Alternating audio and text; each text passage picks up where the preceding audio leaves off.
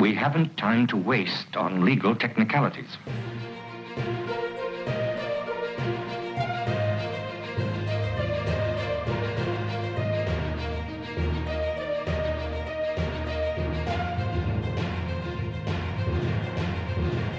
Bonjour tout le monde et bienvenue dans le Fox Lab, le podcast des étudiants d'hier, d'aujourd'hui et de demain. Je suis accompagné aujourd'hui d'Yvain. Bonjour Yvain. Bonjour Fabien. Pour ce 3e épisode du podcast, nous accueillons une personne qui cumule les fonctions, qui est à la fois donc docteur en sciences de gestion, gestionnaire du laboratoire MRM, mais également vacataire d'enseignement et que nous invitons ici en tant qu'ancienne étudiante du Master Multi. Bonjour Marie-Laure. Bonjour Fabien et bonjour Yvain. Si vous voulez bien, on va faire un petit peu d'actualité pour récapituler les derniers événements qui se sont passés. Yvain, on va commencer par toi. Qu'est-ce qui s'est passé dernièrement pour le lab ? Alors en tant qu'actuel président de l'IAE Startup Lab, on est en train de lancer une nouvelle série d'événements qui s'appelle le Talking Lab. C'est une série qui a pour but de recueillir des témoignages d'entrepreneurs qui ont, si on peut le dire, ont réussi à percer et à trouver leur marché. Et justement, on recueille ces témoignages afin d'aider les entrepreneurs et les étudiants. Merci Yvain. D'autres petits événements qu'on pourrait rajouter, c'est qu'on va arriver avec ce début d'année 2021 sur les salons, et en particulier 3 salons qui vont avoir lieu en janvier. Et il va y avoir le salon de Montpellier 7 qui aura lieu le 15 janvier, ce sera le matin et ce sera en virtuel. Il y aura également le salon de l'enseignement supérieur qui aura lieu le 14, le 15 et le 16 janvier, qui se fera également en virtuel. Et il y aura également un nouveau venu parmi les salons, et qui s'appelle le salon des IAE. Donc pour l'instant, il y a pas mal d'IAE qui se sont inscrits. Ce sera un salon consacré uniquement aux IAE, et qui se produira également, Covid oblige, en virtuel. Et puis dernière petite actualité au niveau d'IAE France, c'est qu'il va y avoir, comme ça se passe un petit peu chaque année, le fameux Business Game Inter-IAE, qui aura lieu dans la nuit du 14 janvier de 17h à minuit. Et là aussi en virtuel. Donc pas mal d'événements en virtuel à cause de cette crise que nous traversons. Donc on espère vous y voir nombreux et pouvoir répondre aux questions que vous vous posez.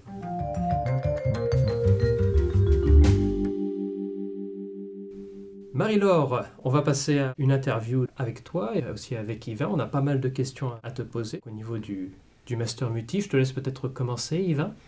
Oui, bien sûr. Alors pour commencer, peut-être que tu peux te présenter en quelques mots, ainsi que là où tu travailles. Alors comme Fabien l'a dit, je suis un petit peu multicasquette. Donc effectivement, docteur en sciences de gestion, on va y revenir, et gestionnaire du laboratoire MRM.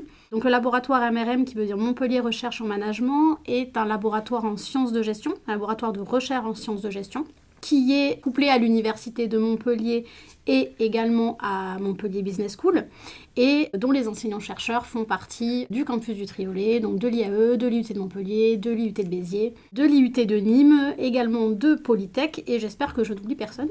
Donc le laboratoire MRM, c'est 8 groupes de recherche en organisation, système d'information, en recherche, en finance, en marketing, en stratégie, en entrepreneuriat et en comptabilité, ce qui fait énormément de domaines à aborder, et 3 axes principaux qui permettent de lier aussi les groupes, donc sur le management de la santé, le management responsable et le management agroalimentaire. Donc ça, c'est où je suis actuellement en tant que gestionnaire de ce laboratoire. Et c'est à partir de ce poste de gestionnaire que j'en suis venue, donc effectivement dans mon parcours, à fréquenter l'IAE d'abord en tant que finalement personnel administratif, et dans le cadre d'une reconversion et d'une poursuite de carrière. Donc je suis arrivée à l'université il y a 11 ans, au secours, et mon personnel administratif exclusivement, et donc j'ai pu côtoyer des enseignants-chercheurs et des doctorants pendant toutes ces années. Et je me suis finalement dit à un moment donné, pourquoi pas moi, en termes de reconversion. Je dis reconversion tout simplement parce que c'est quelque chose que j'aurais souhaité initialement à la sortie du bac, et puis c'est pas du tout la vie a fait que c'est pas les choix que j'ai pu faire sur l'instant. Et j'ai eu donc l'opportunité en 2016, septembre 2016, d'intégrer le Master 2 Multi. À partir de mon expérience professionnelle, je suis rentrée directement en Master 2. Donc on a fait une VAP pour le Master 1. intégralement réalisé par l'IAE. Merci à tout le personnel de l'IAE qui l'ont fait. Et donc j'ai intégré le Master 2 Multi. Et pourquoi ce Master 2 et pourquoi l'IAE? Parce que vis-à-vis de mon poste au laboratoire MRM, j'avais la possibilité d'intégrer en formation continue et avec tout un tas d'arrangements pratiques en termes d'organisation, les cours du Multi. Et pourquoi le Multi? Tout simplement parce que après effectivement 8 ans en management des universités, je trouvais qu'il était cohérent d'aller valider un parcours dans cette thématique-là. Et finalement, ça coulait de source en fait pour moi l'IAE. Et j'avoue que je ne sais pas si à Richter, tout simplement, les choses étaient proposées de la même manière, s'il y avait ou pas un master équivalent. Merci pour ta franchise. Justement, j'aimerais revenir un peu sur cette formation Multi. Est-ce que tu peux nous la présenter avec tes mots, ton expérience, voir comment toi tu l'as vécu et nous présenter qu'est-ce qui t'a permis peut-être de t'améliorer dans ce master? Quelles compétences tu as pu développer? Pour moi, effectivement, le master Multi, donc Management des universités et technologies de l'information, c'est un master qui est dédié à l'univers de l'université et donc toute la partie management public, avec un attrait aux technologies de l'information et aux systèmes d'information. C'est un master qui, pour moi, était, donc je l'ai dit, dans la continuité d'un parcours administratif avec effectivement toutes les clés pour devenir gestionnaire d'une université et travailler dans une université. Alors, quel que soit finalement le poste, c'est un master qui est très complet, qui est très large, c'est-à-dire que l'on va aborder autant des thématiques juridiques que des thématiques recherche, que parler de l'international, que réfléchir à des notions de contrôle de gestion au sein des universités. Et pour moi, c'est un master qui va s'adresser finalement à des étudiants qui ont cette volonté de continuer dans l'environnement public. Ça ne veut pas dire nécessairement les universités, le management public existe également dans les hôpitaux, mais c'est vraiment la notion, ou dans la territoriale, mais c'est la notion de vouloir travailler dans un secteur public et d'avoir toutes les clés qui vont permettre d'accéder notamment au concours, puisqu'on sait que la fonction publique, pour y entrer de façon pérenne, il faut passer par les concours, et c'est un très bon moyen de préparer également les concours. Il y a toute une partie de la formation qui est dédiée à cette préparation des concours. Et c'est vraiment récupérer toutes ces clés d'entrée et tous ces points d'entrée, toutes ces connaissances qui permettent de connaître cet environnement qui est assez particulier du service public et des universités, puisqu'on est quand même sur le management des universités, mais bien au-delà. Et ce qui m'a marqué à l'époque, c'est une mixité des publics. On était finalement pour moitié personnel des universités, donc c'est-à-dire qu'on était plusieurs à être déjà en poste, certains avec objectif justement de passer des concours de catégorie supérieure, et d'autres étaient là parce qu'ils souhaitaient obtenir un poste en université, donc étaient déjà externes à l'université. Et d'autres qui, comme moi, je crois qu'on l'abordera après, avaient pour objectif de poursuivre sur un doctorat. Tu avais un attrait particulier pour cet environnement public, ou en fait c'est la vie qui fait que tu as choisi cet environnement plutôt qu'un environnement privé? Je vais te répondre les deux. Après le bac, j'ai eu un parcours un peu particulier, c'est que j'ai absolument voulu quitter le monde de l'apprentissage. Et j'ai donc commencé à travailler directement dans le privé. Et j'ai suivi ensuite l'intégralité de mes diplômes à distance, exclusivement par le CNED et finalement en apprentissage personnel, en ne voulant pas retourner sur les bancs de l'université. Donc c'est assez particulier quand finalement j'y suis ensuite allée en tant que personnel administratif. Donc j'ai commencé dans le privé et ensuite j'ai réalisé les concours de la fonction publique pour rentrer dans l'univers du public. Alors c'est, comme tu l'as dit, c'est un peu un signe de vie en fait, et c'est la vie qui m'y a amené, tout simplement parce que mon conjoint de l'époque était déjà en université et voilà, et j'ai passé des concours et puis je suis un peu quelqu'un qui essaye, donc j'ai passé des concours, ça a marché, je me dis on verra bien ce qu'il y a dedans. Donc je suis arrivée comme ça dans le management public sans savoir vraiment où j'allais en fait, très honnêtement, avec des postes dans le privé classique habituel. J'aimerais qu'on revienne un petit peu sur cette notion de management public. Et plusieurs questions se posent, qu'on est dans un univers universitaire et qu'on enseigne à l'IAE Montpellier le management, et ici ce sera le management public. Donc une première question qui me vient en tête, c'est est-ce qu'on peut rationaliser le management? Est-ce que le management est une science? Est-ce qu'il y a des principes? Est-ce que c'est quelque chose qui justement peut être réglé par la raison d'une manière générale? Qu'est-ce que tu en penses? Alors, alors, bonne question, ça c'est sûr, mais c'est surtout une question qui, à mon avis, n'amène pas une seule et unique réponse. Est-ce qu'il y a une science du management? Oui, sinon je pense que l'on peut fermer toute une partie de ce qui existe en université, donc il y a des choses qui ne s'enseigneraient plus. Donc oui, pour moi, il y a une science du management et il y a un apprentissage à avoir en management. Est-ce qu'on peut le rationaliser? Alors ça va être mon point de vue, hein, vraiment là-dessus. Je pense que non, tout simplement parce que l'on a affaire à des êtres humains et que si l'on veut, à mon sens, correctement manager, surtout des humains et non pas des robots, des processus ou du matériel, effectivement, on ne peut pas avoir quelque chose de totalement rationnel et de totalement linéaire et c'est vraiment ce qui, à mon sens, presque doit être enseigné et est enseigné, notamment dans le multi, dans la partie management, c'est de vraiment considérer que l'on est face à des gens qui sont totalement différents et c'est finalement la capacité à s'adapter. Est-ce que l'on peut rationaliser le management? Oui, à partir du moment où on est en mesure de l'adapter. Donc, c'est une espèce de rationalisation avec des bordures floues et des bordures malléables. Mais oui, pour moi, il y a une science du management et ça s'apprend. Personne ne naît manager. Alors, certaines ont peut-être un petit peu plus de charisme et ont peut-être un petit peu plus de capacité à. En revanche, il y a des codes qui sont à enseigner. Et surtout, il y a un vrai passif et une vraie expérience terrain qui montre au cours du temps qu'il est nécessaire d'arriver à poser des contours sur un management, de donner des pistes pour le comprendre. Et c'est, à mon sens, ce que fait également l'IAE dans les différentes disciplines. On n'a pas un management qui est unique, ce qui montre bien qu'on peut le rationaliser, mais qu'il faut savoir l'adapter. Et justement, donc on n'a pas un management unique, on a plusieurs formations à l'IAE, je crois qu'il y en a bien 29, voire 30, et ça va encore augmenter pour 2021. Le Master Multi a une particularité, c'est que c'est du management public. Et toi-même qui as eu une expérience dans le privé, je serais intéressé par avoir une réponse de ta part sur est-ce qu'il y a une différence entre du management public et du management privé? Est-ce que ce sont les mêmes problématiques qui se posent?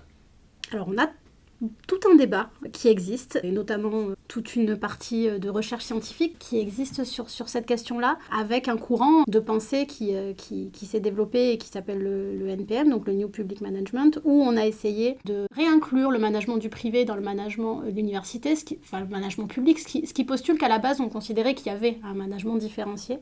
Je pense qu'il n'y a pas une réelle différence entre le management public et le management privé si on s'attache à l'homme et à l'individu.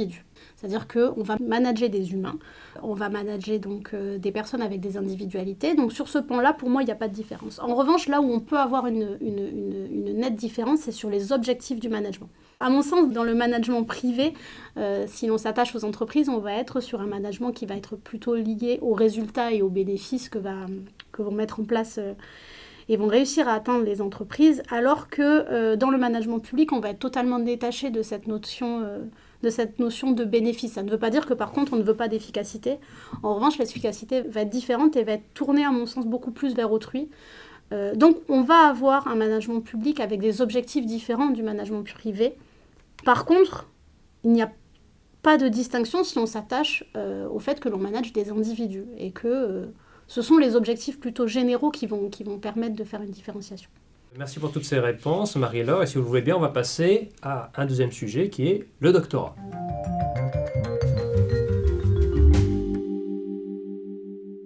Reprendre le doctorat que tu as tout à l'heure cité, est-ce que tu pourrais justement, pour les internautes, nous dire à quoi consiste le doctorat et à qui il s'adresse ? Alors, le doctorat est un diplôme, en fait, qui fait suite au Master 2, qui est un diplôme qui va donner un niveau donc Bac plus 8, et qui va permettre d'être docteur d'une discipline, et qui se réalise donc à la suite du Master 2. En majorité, on est sur 3 années à minima. Alors, je dis à minima, puisqu'aujourd'hui les textes ont évolué, et on va laisser en fonction des différents parcours des étudiants plus de temps. C'est-à-dire qu'on peut faire un doctorat aujourd'hui en étant déjà en poste, quel que soit le type de poste, et je l'expliquerai après parce que c'est ce que moi j'ai fait, sans être finalement financé par une université, ni par une entreprise. Dans ces cas-là, on va être effectivement sur un temps qui est beaucoup plus long et on va avoir un doctorat que l'on va considérer à temps partiel et qui va pouvoir se mener en 6 ans, voire plus. Et on va avoir une deuxième catégorie qui va être pour des étudiants qui vont être financés par les universités ou par des entreprises, qui vont donc avoir un salaire pour réaliser leur doctorat. Et là, dans ces cas-là, on est sur 3 années avec 1 ou 2 années dérogatoires complémentaires si vraiment c'est nécessaire. Et c'est une formation et un diplôme qui s'adresse donc à des étudiants qui veulent aller au-delà du master et pour tout un tas de raisons qui peuvent être différentes. Si on prend l'exemple du laboratoire MRM, donc nous on est en sciences de gestion, on va avoir des parcours qui vont être vraiment différents et des objectifs qui sont totalement différents. On a des étudiants qui vont souhaiter finalement faire un doctorat pour aller vers de l'enseignement, pour être enseignant-chercheur. C'est le point d'entrée pour être enseignant-chercheur, en tout cas titulaire en université. Et on va avoir des étudiants qui ont volonté de faire un doctorat plutôt pour leur bagage professionnel, certains pour compléter des connaissances dans une thématique, et d'autres en fait qui vont réaliser aussi un doctorat, il y en a de plus en plus, après un parcours professionnel. C'est-à-dire qui vont vouloir valoriser leur parcours professionnel, qui ont 20-30 ans d'expérience dans un milieu particulier, et vont souhaiter vouloir valoriser ces années d'expérience par une question de recherche en particulier. Donc l'objectif est très large, donc le pour qui, il est très large. Il est vraiment pour tout étudiant qui, au-delà du master, a envie de continuer à creuser une thématique. Et ensuite, c'est les objectifs que l'on va vouloir faire. Mais on va pouvoir aussi intégrer un doctorat en ayant arrêté ses études et en reprenant au bout de 10-20 ans. Donc le pour qui est très très large quand même. D'accord. Et en ce qui te concerne, tu as évoqué qu'il y avait une multitude de raisons possibles et de motivations pour faire un doctorat. Et pour ta part, quelle a été ta motivation pour réaliser ce doctorat ? Alors, en fait, le doctorat a été réfléchi pendant le Master Multi. Initialement, à l'entrée du Master Multi, l'objectif, c'était pour moi de valider un Bac+5, de valoriser une expérience professionnelle et de partir dans l'enseignement, mais dans l'enseignement du secondaire. Je voulais avoir un Bac+5 tout simplement pour pouvoir passer la grecque du secondaire et rentrer en lycée. Puis, durant le multi, effectivement, on m'a fortement encouragée à essayer de poursuivre sur un doctorat. Et c'est le premier pas que j'ai pu faire dans la recherche, c'est de faire non pas un mémoire professionnel, mais un mémoire recherche. Et en complément du master multi, j'ai du coup fait le master REM recherche en management, qui est également à l'université. Ça m'a permis de voir ce qu'était la recherche. Et j'ai ensuite un peu changé d'orientation, c'est-à-dire que l'enseignement est devenu un peu plus la clé et non pas partir dans le secondaire. Et du coup, à enseignement, je me suis dit pourquoi pas finalement poursuivre pour essayer d'être enseignant-chercheur en université, et donc la clé d'entrée étant de réaliser un doctorat. Donc pour moi, c'était le projet a un peu évolué. Initialement, on était sur de la poursuite d'études, et cette poursuite s'est transformée en pourquoi pas intégrer l'université en tant qu'enseignant-chercheur. Merci beaucoup pour toutes ces réponses sur la forme. Maintenant, on va parler peut-être un peu plus de la thèse que tu as pu réaliser. Parce que peut-être que tu peux nous présenter le sujet que tu as choisi et les objectifs. Le sujet final, et on va y revenir, a traité de la transformation de l'activité, et principalement de la transformation de l'activité induite par les usages d'outils numériques. Et on s'est arrêté sur un exemple en particulier qui est la réalité virtuelle dans l'enseignement supérieur. Pourquoi ce sujet ? Tout simplement parce que les technologies numériques m'ont toujours attirée. On va dire que je suis quelqu'un qui aime beaucoup toute cette partie technique numérique. Et c'est surtout la réalité virtuelle qui initialement m'intéressait, parce que je trouve qu'aujourd'hui on peut faire des choses qui sont vraiment très impressionnantes visuellement parlant au travers d'un simple casque par exemple, sans réduire la réalité virtuelle à un casque. Mais on peut amener vraiment quelque chose de très visuel. Et je trouvais qu'il était intéressant de se poser la question de cet outil technique et numérique pour l'enseignement, parce que aujourd'hui on entend énormément parler, et la question est encore remise sur le devant de la scène avec la situation sanitaire actuelle, des technologies dans l'enseignement. C'est une question qui semble non éprouvée, que l'on entend presque à chaque sortie de nouvelles technologies, donc voilà.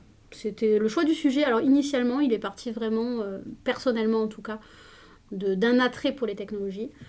Et de façon plus large, pour revenir sur le doctorat, le choix du sujet peut être totalement différent, c'est-à-dire que l'on peut entrer dans un doctorat en répondant à un sujet et en répondant à un concours. Et c'est ce qui va permettre notamment d'avoir ensuite des potentialités de financement par les universités.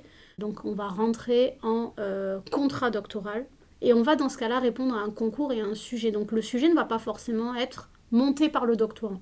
Moi, c'est mon cas, c'est-à-dire que j'ai un peu démarché, on va dire ça comme ça, des potentiels encadrants en disant voilà, j'avais envie de faire une thèse et je voulais parler de ce sujet-là, sans savoir vraiment quelle problématique serait abordée, mais en tout cas, la thématique générale, c'était la réalité virtuelle, l'enseignement et les transformations d'activités. Pour parler plus concrètement, comment as-tu pu organiser cette thèse? Comment l'as-tu structurée principalement? Une fois que le sujet a été effectivement choisi, on est parti tout d'abord de qu'est-ce qui existe dans la littérature. Qu'est-ce qui a été fait? Donc toute une grosse partie de recherche, de revue de la littérature, ça s'appelle tout simplement de recherche dans la littérature, pour aller voir ce qui avait été fait et pas fait, et ce qui se disait sur le sujet. Et l'on s'est rendu compte qu'au-delà de la réalité virtuelle, c'est l'ensemble des technologies qui étaient encore sous-questionnées, ou en tout cas, d'un point de vue universitaire, on avait peu de retours sur les technologies numériques dans l'enseignement, et surtout, c'est le point sur lequel on a creusé, surtout vis-à-vis de l'enseignant. On a énormément de littérature qui parle de l'apprenant. Alors, est-ce qu'il apprend mieux? Est-ce qu'il apprend plus vite?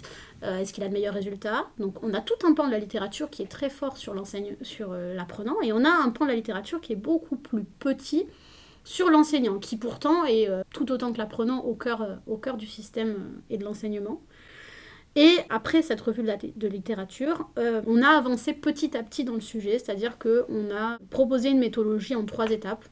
On a d'abord fait une étude qualitative, donc on a été rencontrer des enseignants-chercheurs et on leur a demandé leur avis sur la question des technologies dans l'enseignement, ce qui nous a permis d'avoir tout un panel d'arguments pour, contre, leurs ressentis. Et ensuite, on a mis en place une deuxième méthode qui s'appelle la Q-méthode, qui est une méthode qui est tirée de la psychologie, et dans lesquelles on a pu mettre en avant du coup des profils d'enseignants et des profils de vision de l'activité au quotidien. Des enseignants qui vont être plutôt tournés vers les apprenants, d'autres qui vont être plutôt tournés vers leur poste et leur symbolique dans la classe, et des enseignants qui vont être plutôt tournés vers toute une partie instrumentale de l'activité. Et à partir de ces profils, on s'est intéressé et on s'est interrogé sur l'impact que peut avoir ces profils au quotidien dans la transformation de l'activité. Donc si je viens changer mon activité avec du numérique et que je viens inclure du numérique, nous on a pris l'exemple de la réalité virtuelle pour avoir un outil en particulier, si je viens transformer mon activité, quelle est ma vision de cette activité? Est-ce qu'elle reste positive ou est-ce qu'elle devient négative? Et pour ça, on a fait plus largement une étude quantitative où on a interrogé, via une enquête par questionnaire, plus de 300 enseignants-chercheurs. Sur Montpellier ou... Sur l'ensemble de la France. Sur l'ensemble de la France. Ouais. L'objectif, alors pas du tout Montpellier, on a notre population d'études et les enseignants-chercheurs en université française, et enseignants-chercheurs titulaires par contre, pour qu'il y ait une vraie prise de poste et une vraie implication dans une composante et... ne pas être finalement un enseignant qui est juste de passage dans une composante. Donc avoir vraiment le retour aussi environnement, collègues et bagages universitaires en fait. Donc c'est des questionnaires, c'est des interviews, c'est des rencontres, comment tu as... Alors on a une partie qui a été faite par interview, donc la partie qualitative, effectivement c'est des rencontres physiques, on pouvait encore le faire. Donc ça commence à remonter quand même. Donc là, c'est des vraies interviews. C'est il y a 3 ans, donc des interviews. Ensuite, il y a eu toute une partie qui a été observée, c'est-à-dire que j'ai eu la chance d'aller pouvoir observer donc un enseignant-chercheur qui s'appelle donc Alain Goudet et qui est sur Paris, dans une école Neoma Business School, en fait, qui utilise la réalité virtuelle dans ses enseignements.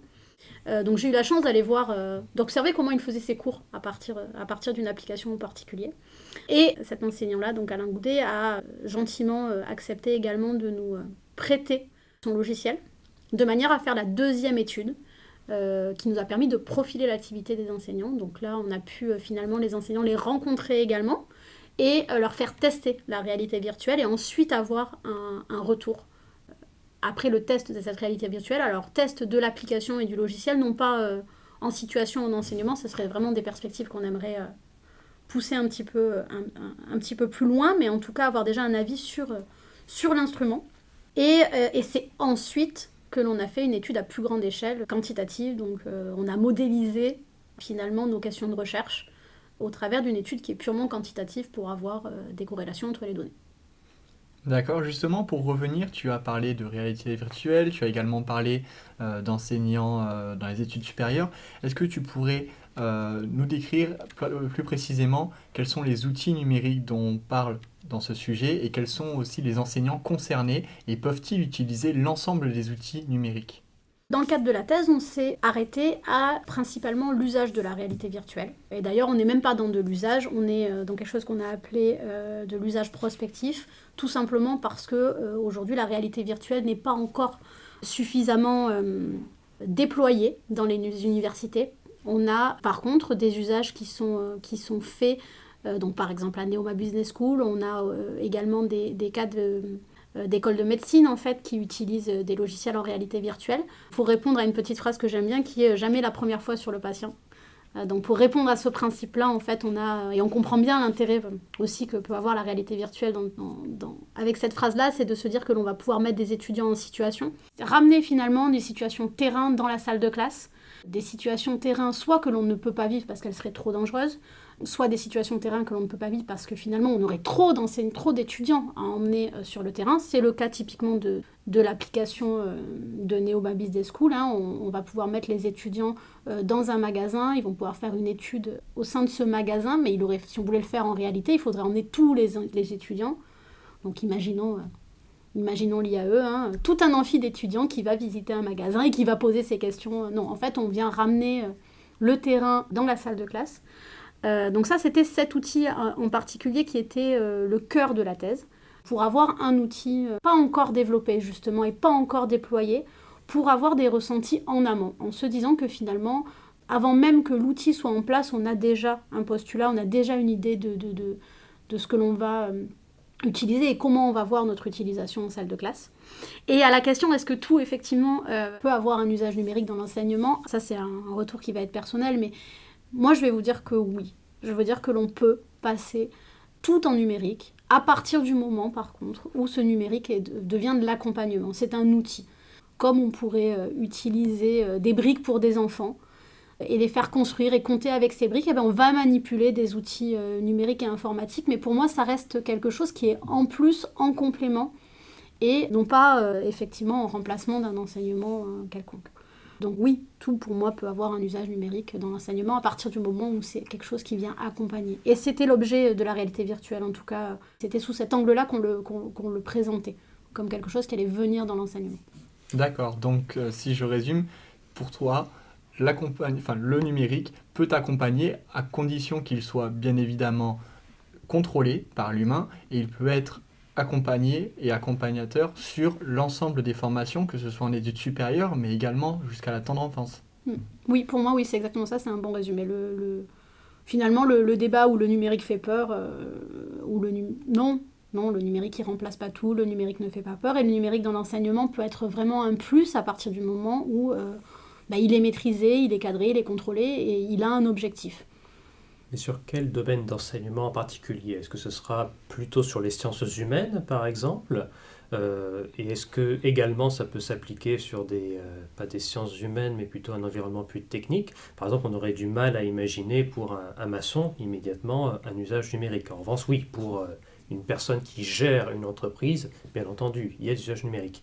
Mais ce que je veux dire, c'est cet usage-là, est-ce que c'est uniquement pour les sciences humaines, ou est-ce qu'il s'applique finalement d'une manière très large, il peut s'appliquer à n'importe quel domaine d'enseignement, n'importe quel enseignement?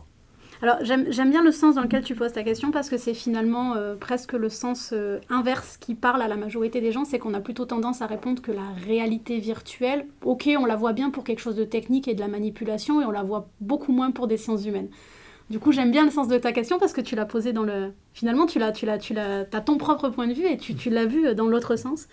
Initialement, la réalité virtuelle a été déployée pour l'enseignement. Attention, je ne m'étends pas sur l'ensemble de l'enseignement et la formation, l'apprentissage, pour des domaines techniques. Donc, par exemple, en électricité, dans des centrales nucléaires, pour aller réfléchir à comment manipuler et donc mettre en place des scénarios et des scénarios tests sur des choses qui étaient vraiment techniques. En médecine, donc on a repris ce que je disais tout à l'heure, jamais la première fois sur le patient, c'est la notion de se dire on va mettre les étudiants face à des cas critiques d'urgence, par exemple pneumologique, comment je réagis? Et on est sur quelque chose qui est beaucoup plus initialement technique que sciences humaines, et également dans le domaine militaire. Le domaine militaire a fait beaucoup de simulations et finalement la réalité virtuelle s'est ramenée en salle de classe des simulateurs à plus grosse échelle, hein, un pilote qui fait de la simulation. On a quelque chose que l'on va pouvoir ramener de la même manière d'un point de vue simulé. On va pouvoir mettre dans notre casque finalement tout un panel de situations. Et quand on a fait donc nos entretiens qualitatifs initiaux, la première étude ne s'est pas arrêtée aux enseignants-chercheurs en sciences de gestion. On a interrogé des enseignants-chercheurs qui étaient également dans des disciplines plus techniques, donc en médecine. On a également eu des enseignants-chercheurs en sciences de gestion et en sciences sociales. On a par exemple eu une enseignante qui est enseignante en physique en faculté d'éducation et qui nous a dit c'est vraiment chouette, ça me permettrait finalement de mettre mes étudiants face à X type de situation de salle de classe. Faculté d'éducation, il y a notamment des cours pour apprendre à être enseignant au primaire. C'était se dire chouette, je vais pouvoir dans la réalité virtuelle mettre mon étudiant face à des enfants qui n'écoutent pas, face à des enfants qui sont en décrochage scolaire, face à des enfants qui ont telle forme de handicap. Parce que finalement, l'étudiant va aller en stage quelque part, mais il va voir une seule situation, une seule entreprise ou une seule salle de classe. Et là, finalement, la réalité virtuelle va permettre de mettre tout un panel très modulable et très personnalisable de situations. Une question qui me vient, parce que tu en as parlé un petit peu tout à l'heure. Là, on parle bien sûr de l'usage du numérique dans un environnement public. C'est un leitmotiv qui revient souvent aux informations, de dire que, au contraire, la transition numérique dans le monde public, ça passe pas. Ou alors, c'est pas que ça passe pas, ça prend un peu plus de retard que dans le privé. Est-ce que c'est une question justement que tu peux un peu éclaircir par rapport à tes recherches? Est-ce que l'environnement public est vraiment au stade 0.2, pour le dire vulgairement? Les différentes enquêtes qui ont pu être faites, notamment par le Conseil numérique, national numérique aux universités, fait remonter cet état de fait. Que les universités, le domaine public, restaient, pour reprendre leurs mots, au temps des explorateurs. Donc, où le public, on est plutôt sur de l'exploration du numérique et puis on passe jamais finalement à une transition, à une mise en pratique. On a ces termes qui sont donnés, par contre, ce qui manque un peu dans ces rapports, c'est le pourquoi, parce qu'on ne va pas plus loin. Donc, on a cette explication. On est au temps des explorateurs. D'accord, mais le pourquoi ? Et ce pourquoi-là, je ne l'ai pas. Et je ne serai pas en mesure de te dire est-ce que finalement c'est une réalité ou non. Sachant que si on prend les universités, il faut savoir que les enseignants-chercheurs sont régis par le Code national de l'éducation, qui finalement ne donne qu'une mission et non pas des moyens d'atteindre cette mission et ses résultats. Ça veut dire qu'on est sur une liberté pédagogique, une liberté académique qui est très forte. Donc, il est délicat d'aller dire est-ce que l'on est plus ou moins en retard, tout simplement parce qu'il n'y a aucune obligation de l'utiliser. Et que chaque enseignant-chercheur va faire le choix des outils qui lui semblent adaptés à son niveau et à sa manière d'enseigner. Donc, est-ce que le public, on est en retard ? Je ne saurais pas te dire si on est en retard. En tout cas, on n'est pas dans une obligation. Et comme on n'est pas dans une obligation, on n'est peut-être pas au même rythme que le privé. Maintenant, est-ce que les résultats sont différents ? Sont moindres parce qu'il y a moins de numérique, je ne sais pas.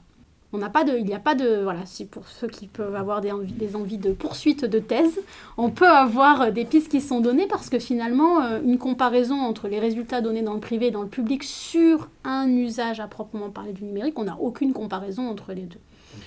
Donc un retard, je ne sais pas si on a un retard, en tout cas on a une manière différente de l'aborder et une vraie part de liberté académique de n'utiliser du numérique que si l'on estime que c'est nécessaire. Et justement, au niveau de cette utilisation, avec la situation justement qu'on traverse actuellement, beaucoup d'enseignants ont été forcés, donc cette fois-ci obligés, de faire un usage du numérique dans leur enseignement, ne serait-ce que pour assurer ce qu'on appelle la continuité pédagogique. Toi-même, tu t'intéresses à l'usage du numérique dans l'université, donc est-ce qu'on peut entendre par là, par rapport à cette situation qu'on traverse et qui ne va certainement pas être oubliée, puisqu'il y aura des pratiques qui vont devenir peut-être des habitudes ou peut-être des réflexes maintenant, et par rapport à ta recherche qui est déjà peut-être visionnaire, qui va déjà un peu plus loin qu'aujourd'hui, est-ce qu'on n'en vient pas à dire que l'enseignant doit nécessairement être un amateur de technologie? Est-ce que l'enseignant doit, si vraiment il a cette envie d'enseigner, donc de transmettre un savoir, de la connaissance aux étudiants, doit être capable de se débrouiller avec des outils numériques?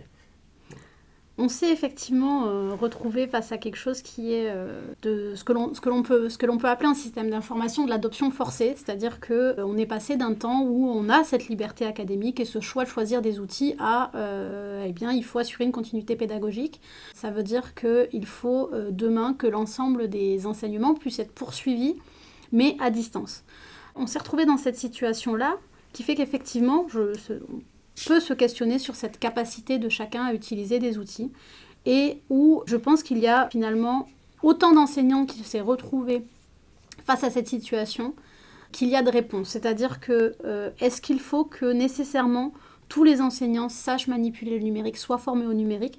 Que ce soit quelque chose de très global, je ne pense pas. Et c'est un des points que l'on a mis en avant aussi dans cette recherche, c'est qu'il serait nécessaire ici, pour en revenir au terme de management, d'avoir un management qui est très individualisé. Je pense que chaque enseignant et chaque enseignant-chercheur, parce qu'enseignant ça peut être également enseignant-chercheur, hein, on va parler de tout niveau confondu, a des besoins différents parce qu'a une vision de son activité qui est différente. Et est-ce que tout le monde doit être formé au numérique ? Pourquoi mettre tout le monde dans un même paquet ? À mon avis, ce n'est pas la solution. Par contre, peut-être que certains ont besoin de beaucoup de formation et d'autres manipulent déjà suffisamment pour avoir des besoins qui sont autres et complémentaires et aller plus loin dans leur approche. Peut-être que certains ont des besoins pédagogiques, peut-être que certains ont des besoins pratiques. Je ne sais pas brancher ma webcam. J'ai un ordinateur portable, je n'ai jamais allumé ma webcam. Discord, Zoom, Teams, c'est un mystère pour moi. Peut-être que des enseignants ont ce besoin-là. Peut-être que des enseignants savent déjà manipuler ces outils. Par contre, ils n'ont aucune idée comment pédagogiquement pouvoir faire passer leur enseignement. Donc, est-ce qu'il y a une formation qui doit nécessairement être donnée au numérique et aux usages du numérique ? Non, si ça n'est pas nécessaire. Et si elle existe, il faut réellement qu'elle soit individualisée et presque à la carte, en fait, chaque enseignant doit pouvoir trouver en son institution une réponse à ses propres questions. Si je prends mon exemple, j'ai fait effectivement, donc je suis aussi vacataire d'enseignement, tu l'as dit tout à l'heure. Moi, j'ai aucun souci particulier avec la technique. C'est-à-dire que, voilà, on me dit Zoom, c'est Zoom, on me dit Discord, c'est Discord, on me dit un autre logiciel que je connais pas, c'est pas grave, Google va m'aider à le trouver. Aucun problème sur cette partie-là. Par contre, être capable avec mon expérience qui n'est encore que ça fait 5 ans que j'enseigne, donc c'est encore très faible, de dire je suis capable de transposer tous mes enseignements à distance, je me rends bien compte que non. Donc moi, mon appui numérique, c'est sur comment je deviens un enseignant qui est à distance. Comment je deviens un enseignant qui est numérique finalement. Et non pas la technique. La technique, à la limite, elle est inexistante pour moi. Mais c'est cette notion-là, métier du coup. Donc finalement, pas forcément les outils, mais plutôt une autre pédagogie. Donc cette pédagogie qui n'est plus physique mais à distance. Et peut-être sur ça, peut-être qu'il faut former les enseignants peut-être de demain, donc sur comment est-ce qu'on enseigne à distance, puisque ce n'est pas les mêmes règles du jeu, c'est pas la même attention, c'est pas du tout la même manière de parler, d'être justement en face des étudiants. Donc, est-ce que c'est sur cette formation pédagogique finalement qu'il faut mettre l'accent ? Je pense que oui.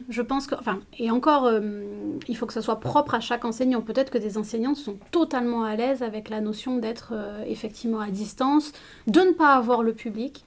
Certainement que les enseignants qui ont eu l'opportunité à un moment donné, par exemple, de réaliser des MOOC, ont eu cette notion et cette première approche du « je dois transmettre alors que je ne serai pas là », par exemple.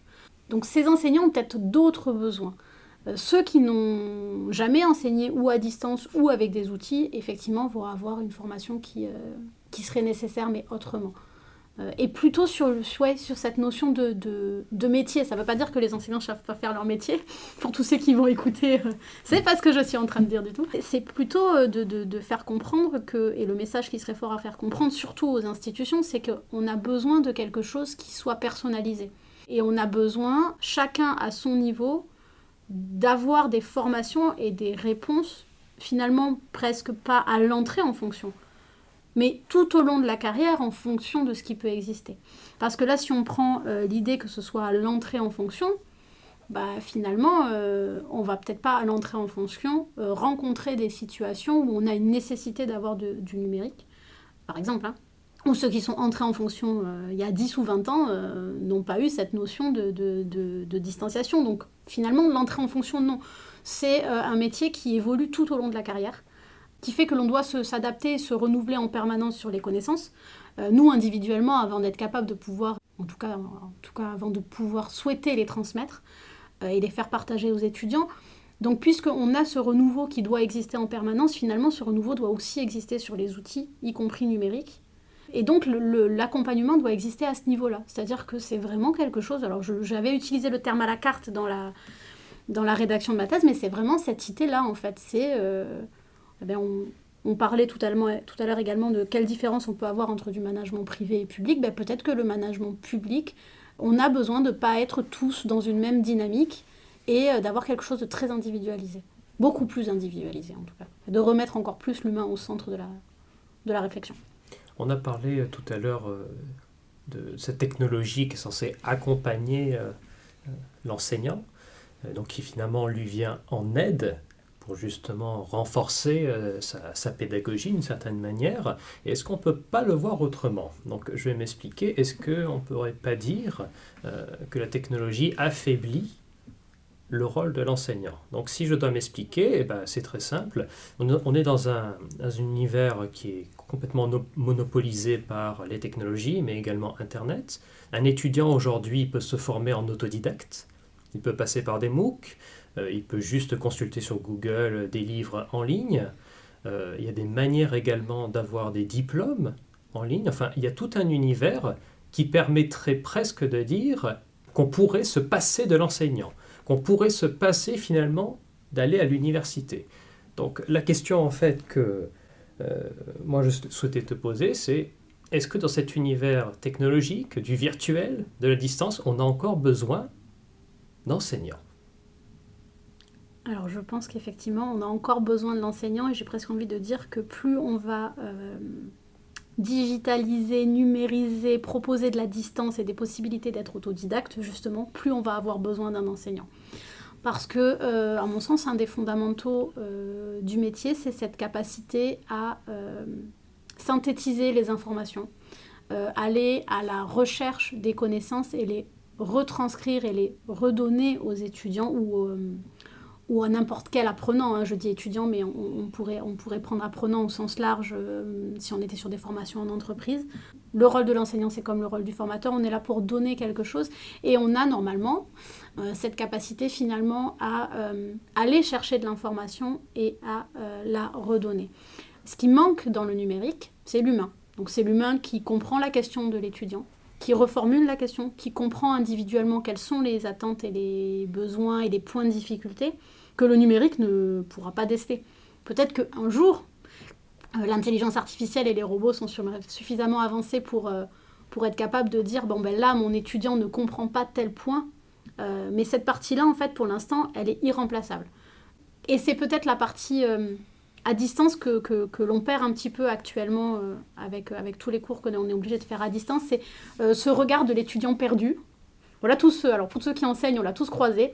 L'étudiant qui nous regarde et où on sait que non, en fait, l'ensemble des mots, il n'y a rien. Rien n'a été compris, ou en tout cas très difficilement. Et ce point-là, en autodidacte, il y a des gens qui sont très bons en autonomie et qui vont être capables de comprendre sans aucun problème à partir d'un texte qui est attendu, quelle était la problématique, où on souhaitait aller, et qui vont développer, il y a des étudiants qui vont développer des compétences de cette manière-là. On est tous effectivement des individus qui avons besoin de communiquer, et en fait le numérique n'enlèvera jamais ce besoin de communication et ce besoin d'explicitation que va pouvoir ajouter l'enseignant et de reformulation, parce que oui, un MOOC par exemple est totalement à distance, on pourrait suivre ce MOOC, considérer qu'on n'a que ce MOOC et qu'à la fin on peut avoir un diplôme parce qu'on a rempli un QCM ou alors on a rempli une dissertation et on a retranscrit des connaissances. Par contre, dans ce MOOC, on ne va avoir qu'une seule et unique ligne directrice sur un savoir qui va être transmis. Et on ne va pas avoir cet échange sur l'instant en fait, avec l'étudiant. Donc, pour moi, le numérique, il peut accompagner parce qu'il peut aider. Je l'ai dit tout à l'heure avec la réalité virtuelle, on va pouvoir ramener des situations de terrain. Par contre, on ne pourra avoir quelque chose de pleinement intéressant pour les étudiants qu'à partir du moment où on va pouvoir échanger sur ces situations de terrain. Donc on va avoir besoin d'un interlocuteur pour avoir une espèce de débriefing sur qu'est-ce que tu as ressenti, qu'est-ce que tu as compris, qu'est-ce que tu en retiens. La notion de feedback et de débriefing est très importante dans l'apprentissage. Et finalement, l'enseignant, il ne perdra jamais sa place à partir du moment où on sait et où on prend en considération le fait qu'on a besoin de lui pour synthétiser et remettre au propre les informations. Mais si jamais demain on passe à un enseignement complètement virtuel, voilà, j'imagine comme par exemple dans les Sims, où on s'imagine on est dans un énorme amphithéâtre, vous avez le rôle de l'enseignant, donc vous avez votre casque, et puis les élèves sont là, même si en fait ils ne sont pas là, ils sont à distance. Comment est-ce que l'enseignant va pouvoir réellement exercer sa fonction? Parce que c'est ce que tu parlais, c'est virtualisation finalement d'un cours, par exemple, de tout ce qui va être pédagogique. Comment est-ce qu'un enseignant qui, en physique, en fait, a peut-être besoin de voir le visage d'un étudiant pour sentir que, ok, lui, il est largué, ou alors pour sentir que cette personne, ok, je sens qu'elle est volontaire, elle a envie de lever la main. Comment est-ce qu'on va pouvoir avoir une expérience? Alors, je ne sais pas s'il faut dire similaire, parce que quoi qu'il arrive, c'est une autre expérience, la virtualisation. Mais ma question, c'est est-ce que la virtualisation ne va pas finalement dégrader l'enseignement? Comment est-ce que tu vois la chose? Ça rejoint un petit peu ma question de cet affaiblissement avec la technologie. Ça rejoint ta question de l'affaiblissement parce que, alors, pour moi, ma vision, c'est que l'enseignant ne peut pas disparaître et que l'intégralité de l'enseignement en purement virtuel, alors ne peut pas exister parce que sur la pratique ça pourrait exister, mais ne devrait pas exister. Parce que justement, on a pu tous faire l'expérience là, avec l'obligation de faire les cours à distance. Et il y a une petite image qui tourne un peu sur les réseaux sociaux qui est assez marrante sur ça, qui montre l'enseignant qui est en salle de classe passe son temps à dire chut, et qui derrière son micro et son casque et son écran passe son temps à dire s'il vous plaît, est-ce qu'il y a quelqu'un qui peut parler? Parce que c'est vraiment cette sensation-là qu'on est tout seul. En plus, on sait que les étudiants sont là. Quand il y a des rendus à faire, ils les font. Maintenant, selon la taille de la classe, c'est compliqué d'avoir tout le monde en vidéo. C'est compliqué aussi d'imposer la vidéo, je pense, parce qu'on rentre dans la vie personnelle et que on a des étudiants qui, on le sait, qui sont peut-être dans des milieux un peu plus précaires et qui n'ont peut-être pas envie d'aller mettre leur vidéo. On a aussi des étudiants qui n'ont pas de vidéo selon l'ordinateur, qui déjà ont eu casque et micro, c'est déjà bien. Et on va perdre, pour moi, voilà, on ne peut pas, on ne devrait pas finir sur quelque chose de totalement virtuel parce qu'on va perdre ce contact à l'humain. Donc, quand tu dis est-ce que ça peut affaiblir, c'est-à-dire que si demain on l'impose et qu'on doit être sur du total virtuel et totalement à distance et plus personne ne se voit jamais, de toute façon, là, on est sur un affaiblissement complet en fait des liens sociaux et je pense que dans les études qui sont faites actuellement sur la crise sanitaire, c'est ce qui est mis en avant. C'est-à-dire que c'est les liens sociaux qui en pâtissent le plus et l'enseignement fait partie des liens sociaux, que ce soit pour les étudiants entre eux, que ce soit pour l'étudiant envers l'enseignant avec ses collègues. L'affaiblissement, oui, existerait si tant est que demain on soit sur du complet virtuel. Ou en tout cas, je sais pas, peut-être qu'on n'est pas prêt en fait à être sur du complet virtuel et ça fait partie de la vie que d'avoir, à mon sens, une part de collectivité.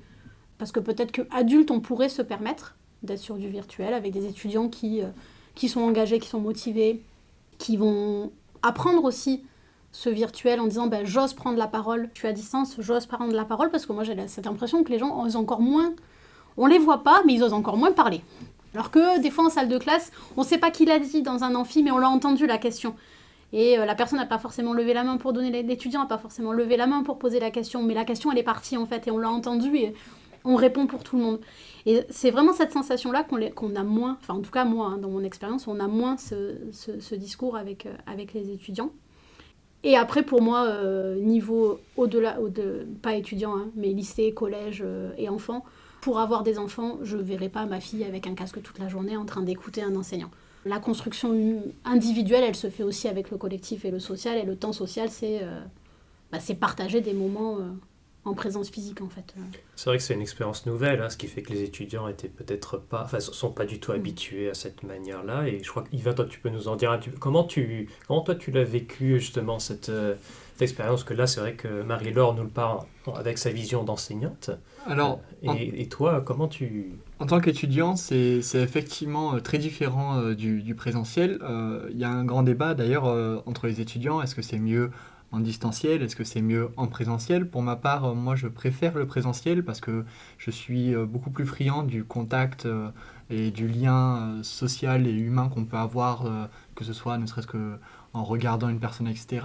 Les vidéos, effectivement, qui sont toutes coupées, des fois même par l'enseignant parce qu'il ne fait que projeter un diaporama, en fait, vont inciter l'étudiant à décrocher, à perdre le fil du cours communiqué parce que on perd tout aspect et toute notion d'instant présent ou de relation sociale. Ce qui, je trouve, est très dommage. En plus, on a effectivement beaucoup moins d'étudiants qui osent prendre la parole parce que prendre la parole, c'est quand même beaucoup plus s'afficher que lorsque nous sommes dans un amphithéâtre fondu dans une masse d'étudiants et que là on peut poser une question sans avoir peur d'être identifié comme telle personne s'affichant en grand sur tous les écrans qui a posé la mauvaise question, etc.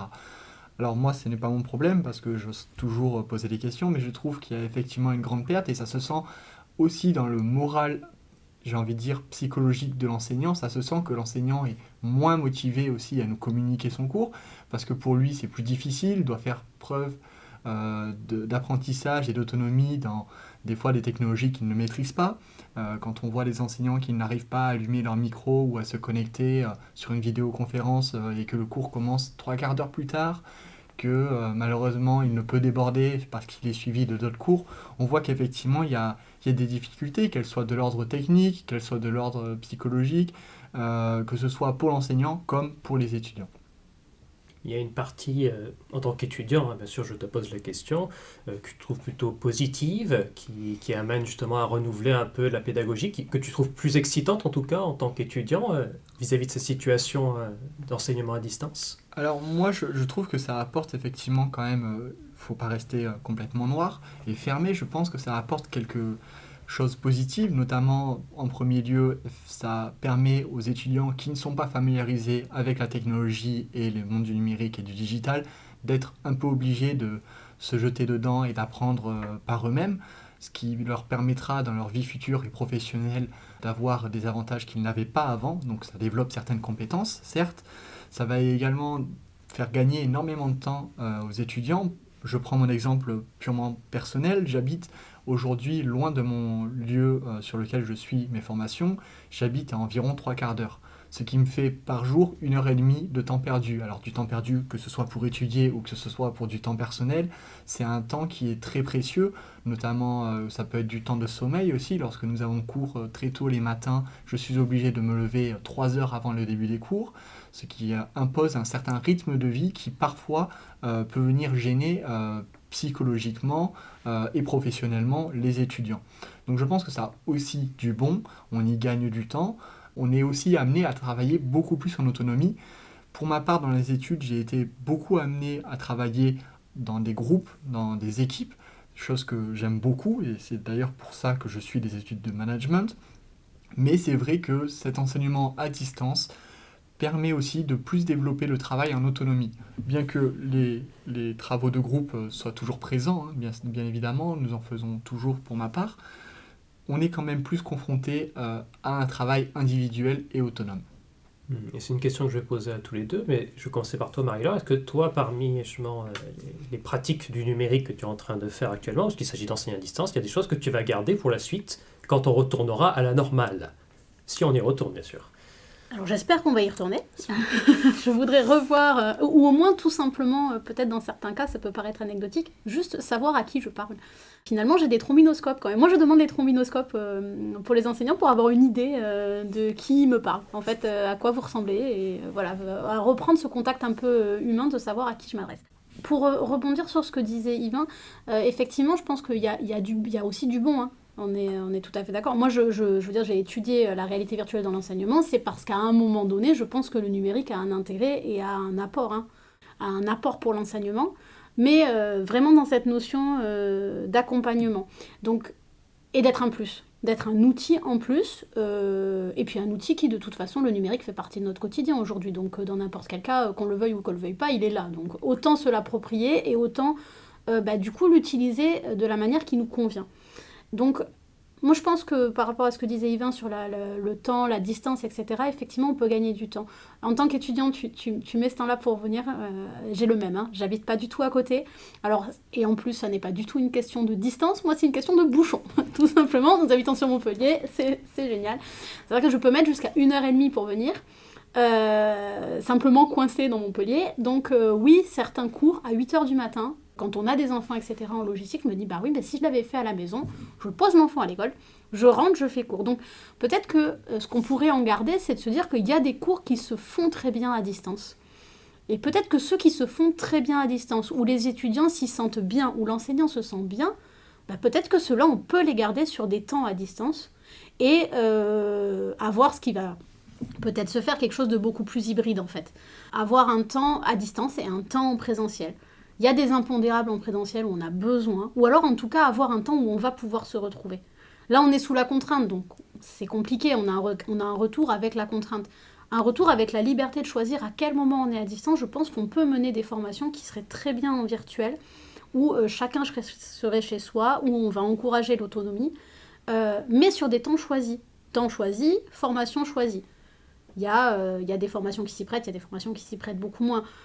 J'ai eu cours la semaine dernière sur des logiciels.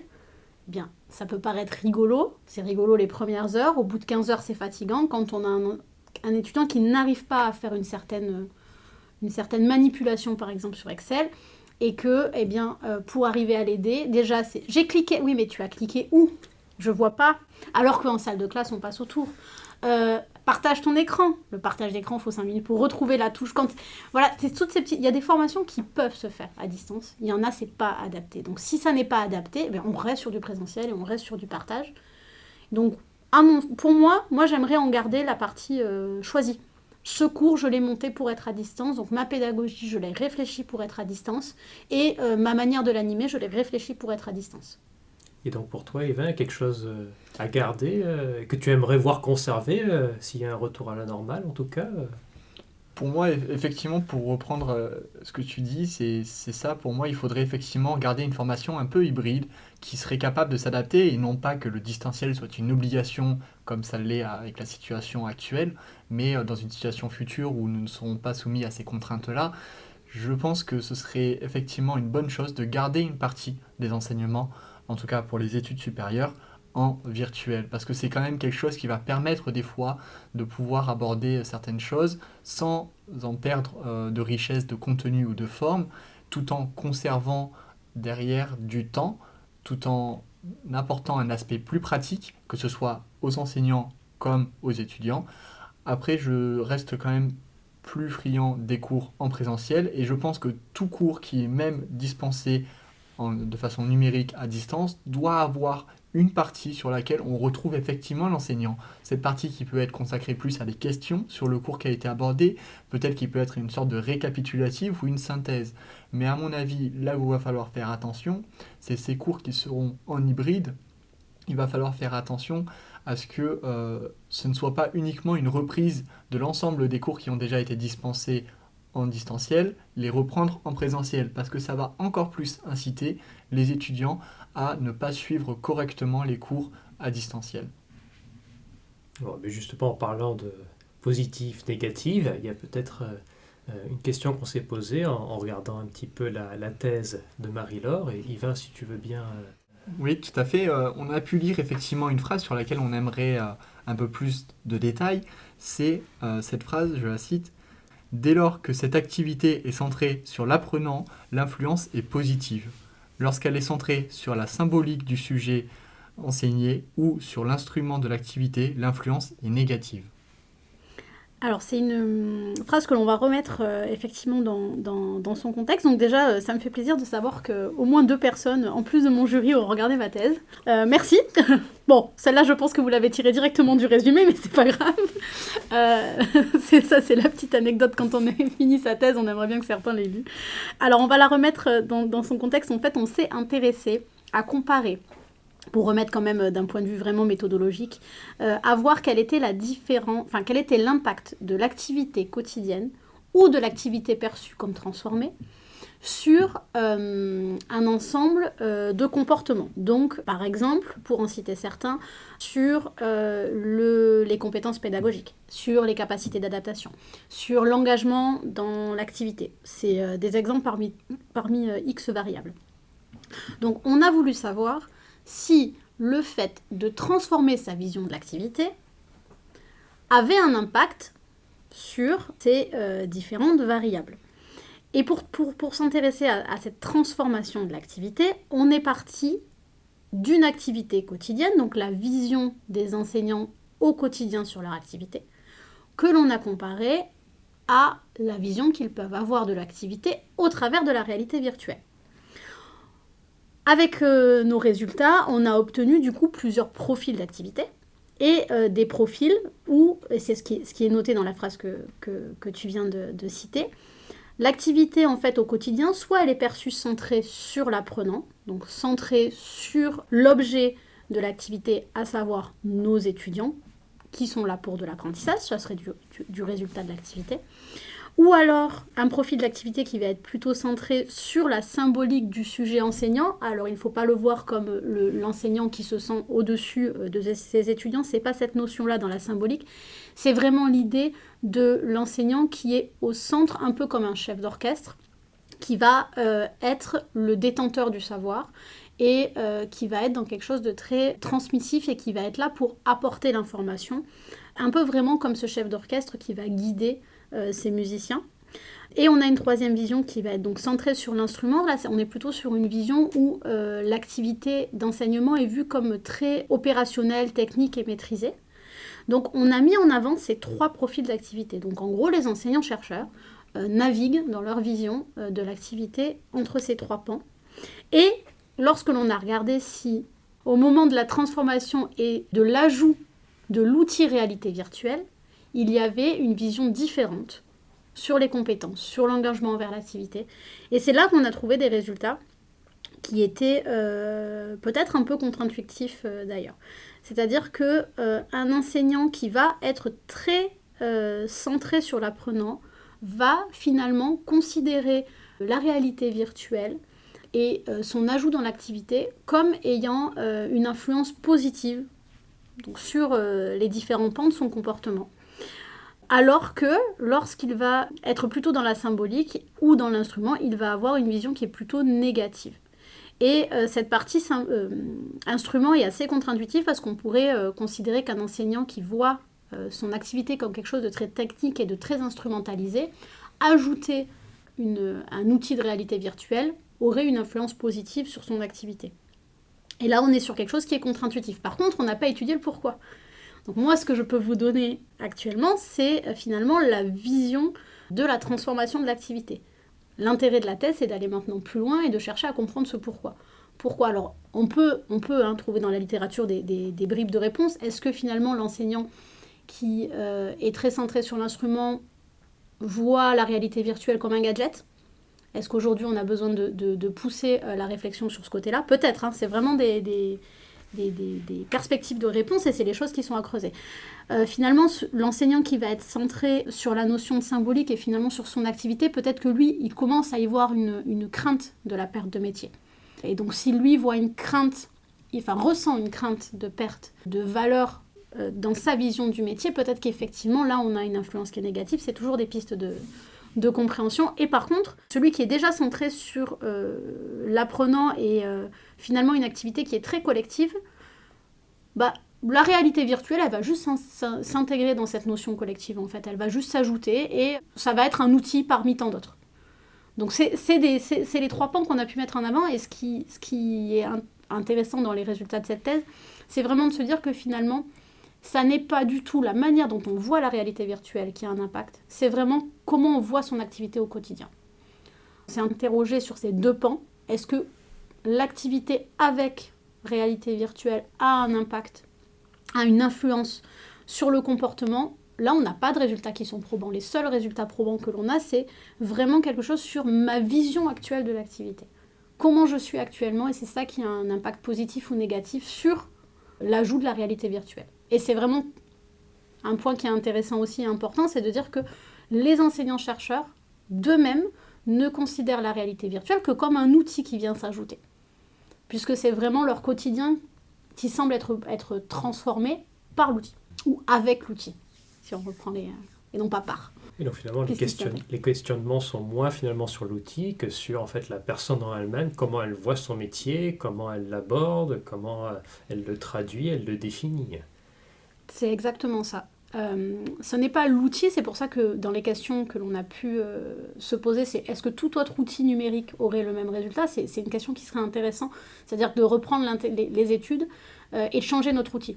Mais de garder les mêmes outils, c'est ce qui serait important, c'est de vraiment garder nos 3 études, les garder en l'état et d'aller simplement ajouter, faire varier notre outil. On a parlé de réalité virtuelle, au lieu de parler de réalité virtuelle, on pourrait parler de cours à distance. De remplacer la terminologie réalité virtuelle par continuité pédagogique à distance, comme on est actuellement, et voir si on trouve les mêmes résultats. Auquel cas, ça conforterait l'idée que c'est bien notre vision quotidienne de l'activité, la manière dont on voit au quotidien son métier qui a une influence dans le positif ou le négatif de tel outil numérique, et non pas l'outil à proprement parler, parce que l'outil reste un outil. On aurait pu se poser les mêmes questions à l'époque finalement de l'ajout du PC et on arrête les diaporamas, le diaporama devient projeté et non plus avec le rétroprojecteur comme on pouvait avoir avant. C'est vraiment l'ajout de l'outil et la matérialisation de l'instrument. Merci pour ces précisions. J'aurais une dernière citation effectivement également tirée de votre thèse que j'aimerais aborder avec vous et avoir peut-être plus amples explications. C'est l'environnement simulé crée à la fois de la distance et du rapprochement. Il distance dans l'espace d'apprentissage, mais il rapproche dans la création au sens et à la co-construction de ce nouvel espace. Alors cette partie-là est aussi une partie des résultats de la thèse qui est issue de notre deuxième étude que l'on a faite, pas de l'étude quantitative, où on a vraiment mis les enseignants-chercheurs face à leur vision de l'activité au quotidien et face à la vision de l'activité au travers de l'outil de réalité virtuelle. On a comparé en gros 2 scénarios. Je réalise mon enseignement comme habituellement, ou alors je réalise mon enseignement maintenant au travers de mon outil de réalité virtuelle. Et il en est sorti effectivement qu'à aucun moment on avait un avis qui était totalement tranché. C'est-à-dire que les enseignants-chercheurs mettaient vraiment cette espèce de paradigme en fait, ou de paradoxe de distance et de rapprochement dans cet outil. Donc de distance parce que on n'est plus dans le même espace d'apprentissage, si on considère que chaque étudiant est avec son casque de réalité virtuelle, on peut être dans la même pièce. Par contre, on n'est plus dans le même espace d'apprentissage puisque l'on est chacun individuellement rangé sous son casque.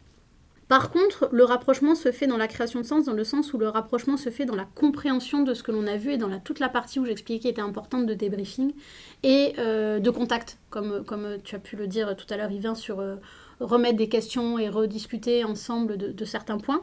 Et c'est vraiment ce qui ressort de cet outil de réalité virtuelle, c'est que les enseignants-chercheurs considèrent que oui, ils distancent d'un point de vue pratique, vraiment pratico-pratique. L'étudiant est sous son casque, on n'est plus dans le même espace, on ne partage plus le même terrain d'apprentissage, et encore que maintenant avec les évolutions on peut être à plusieurs sur un même espace, mais les logiciels on va dire que pour l'instant sont encore sur une seule personne à la fois. Donc on n'est plus dans le même espace, donc on se distance, il y a une distanciation qui se crée vis-à-vis du terrain d'apprentissage, on n'est plus au même endroit. Par contre, il se rapproche dès lors que l'on essaye de comprendre ensemble ce que l'on a vécu au travers du terrain. On pourrait tout simplement prendre cette même phrase et considérer que ce n'est pas l'environnement simulé qui crée de la distance et du rapprochement, mais considérer qu'on a envoyé les étudiants sur le terrain. Donc on a pris de la distance avec le fait qu'ils soient partis en stage, et à un moment donné, on vient recréer du rapprochement avec le fait de faire des feedbacks ensemble dans la salle de cours. Et c'est intéressant ce résultat-là parce que ça montre bien que il ne faut pas avoir peur de l'environnement simulé puisque de toute façon, à un moment donné, on va revenir sur quelque chose qui va être créateur de sens ensemble. Et la notion de ensemble et de co-construction était très importante pour les enseignants-chercheurs sur cet espace-là. Le point, il est vraiment là à rapprocher de l'étudiant qui part en stage et qui va revenir avec ses informations à conforter avec ses autres collègues. Ces résultats-là sont-ils, selon toi, comparables également à d'autres outils ça pourrait être effectivement, comme tu l'as évoqué tout à l'heure, l'exemple des cours en continu digital.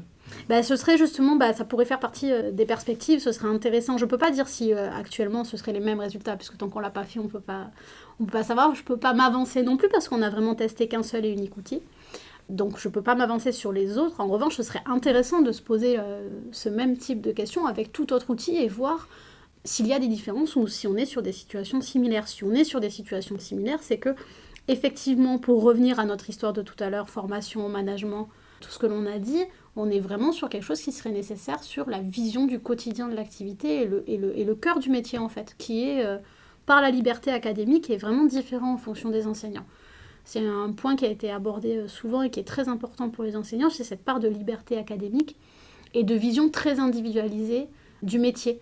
Et finalement, tout ce qui pourrait tourner autour de ce management et tout ce qui pourrait tourner autour de ces formations doit vraiment prendre en compte l'individu, en fait, enseignant et l'individu dans son métier. On a parlé dans cette situation de deux mots, de distance et de rapprochement. On comprend que la distance, elle s'opère, puisque là, on rentre dans un monde virtuel, et que, comme télétravail ou télé-réalité, tout ce qu'on veut, il y a toujours le mot télé qui signifie loin, on est toujours à distance. En revanche, comment se crée ce rapprochement en particulier ? J'aimerais que tu nous exercices, si possible, avec un peu plus de détails, puisque un rapprochement physique dans la réalité, on le voit, ça peut être juste en fait s'approcher de la personne, ou alors être un peu plus intime, ou alors être attentionné. De quelle manière la technologie nous rapproche, et est-ce que cette manière de nous rapprocher, c'est toujours par comparaison au réel, ou est-ce que c'est une autre manière de nous rapprocher ? Alors là, le rapprochement, il est au sens de la co-construction, du partage en fait, et du rapport entre apprenant et enseignant. Le rapprochement se fait dans l'idée que l'outil est finalement nouveau pour l'étudiant comme pour l'apprenant, et qu'il va falloir créer du sens sur ce qui a été vu de façon simulée. Et cette création de sens passe par une relation qui semblerait, parce que c'est vraiment sur ce que pensent les enseignants, c'est pas quelque chose qui peut se mesurer, semblerait beaucoup plus du coup proche entre apprenants et enseignants. C'est-à-dire qu'au moment de créer du sens, au lieu d'éloigner nos deux interlocuteurs, l'usage de la réalité virtuelle viendrait créer cette notion de rapprochement et de besoin d'échange et de relations renforcées. Un peu comme si finalement l'outil qui avait été utilisé sur un temps défini, on crée de la distance par cet outil, peut-être que l'humain a besoin finalement de l'enlever cette distance à un moment donné et de revenir sur du rapprochement.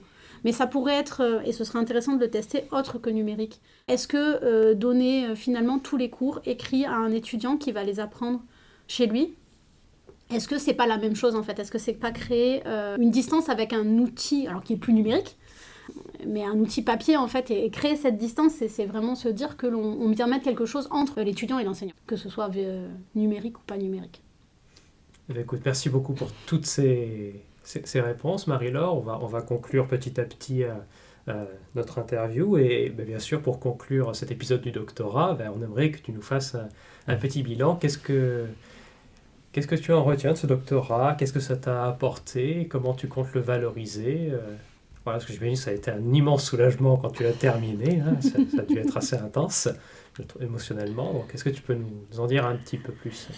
L'exercice doctoral en lui-même n'est pas simple et je pense que, encore une fois, il y a presque autant de parcours doctoral qu'il y a de doctorants parce qu'on n'est pas issu des mêmes formations, parce qu'on peut être ou non financé, parce que l'on n'a pas les mêmes directeurs de thèse, parce qu'on n'a pas la même vision à l'entrée dans le doctorat. Certains, effectivement, se lancent sans savoir vraiment ce qu'il en est et donc, du coup, peuvent perdre pied. Mon parcours à moi, c'est vraiment quelque chose...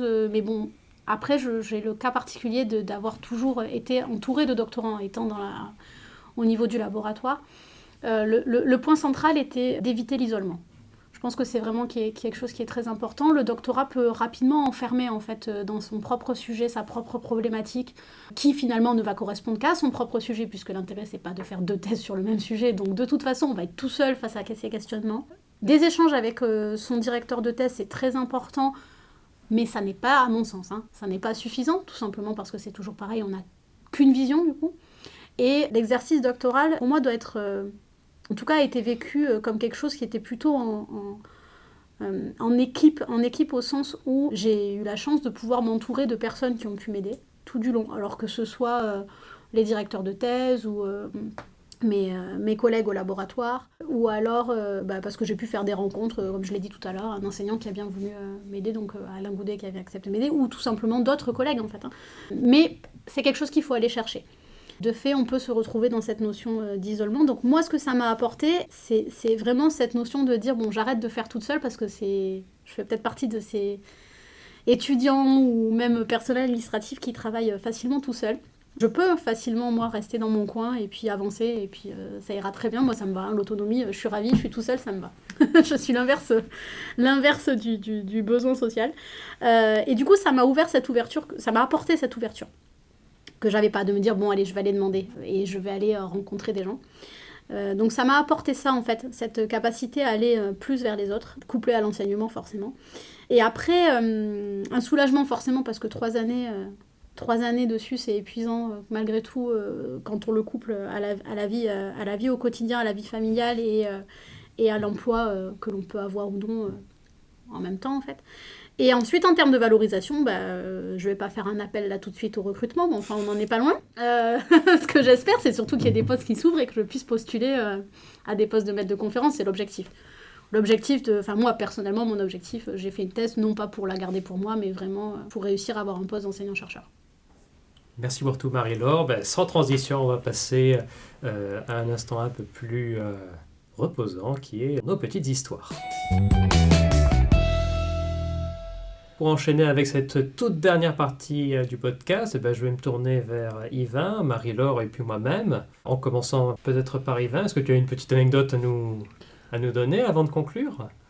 Alors ce serait pas vraiment une anecdote, mais ça survient en fait lié à la situation actuelle du Covid-19. Mais en fait jusqu'à présent, je n'avais jamais envisagé la possibilité de faire justement un doctorat, la possibilité de continuer outre le master. Et bien avec la crise qui est amenée par ce Covid dans le domaine dans lequel je souhaiterais exercer, de plus en plus justement je me pose cette question de vais-je continuer et faire une thèse ou vais-je essayer de trouver un emploi quitte à avoir de grandes difficultés et chercher l'emploi qui me correspond pendant plus d'1 année.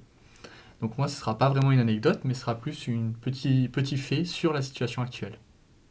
Merci Yvain. Marie-Laure, un petit mot pour conclure. Un petit mot pour conclure, puisqu'on a quand même parlé de la thèse et de sa fin surtout. J'avoue que je suis retournée pour l'instant à mes activités personnelles et effectivement peut-être que je savoure un peu plus le temps personnel et le temps individuel. Je suis retournée à mes préférences jeux vidéo, je suis retournée mettre le nez dedans.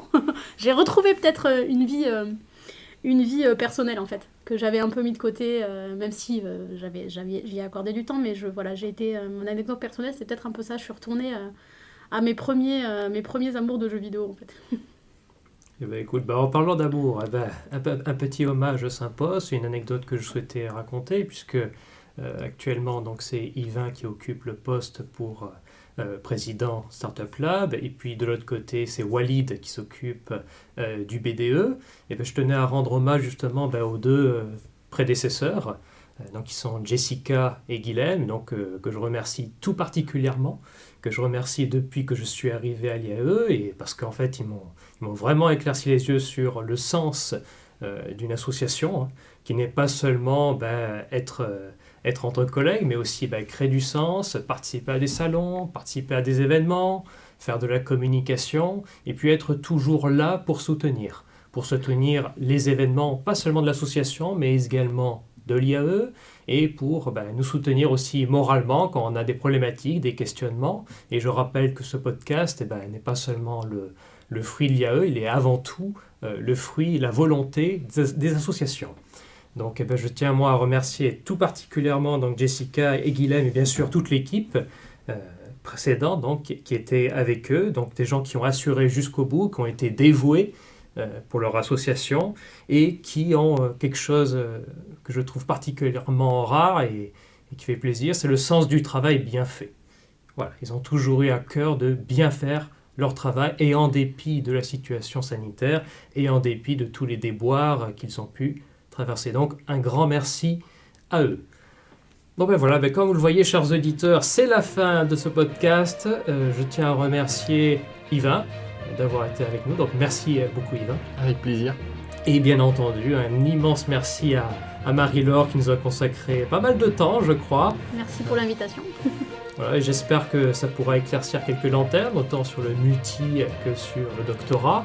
Vos réactions, elles sont attendues sur les réseaux sociaux, sur lesquels on va publier ce podcast et aussi peut-être les contacts de Marie-Laure, pour ceux qui justement auraient peut-être plus de questions à lui poser sur ces thématiques-là. Donc, sans plus attendre, je vous dis à la prochaine, à bientôt et merci de nous avoir écoutés. Au revoir.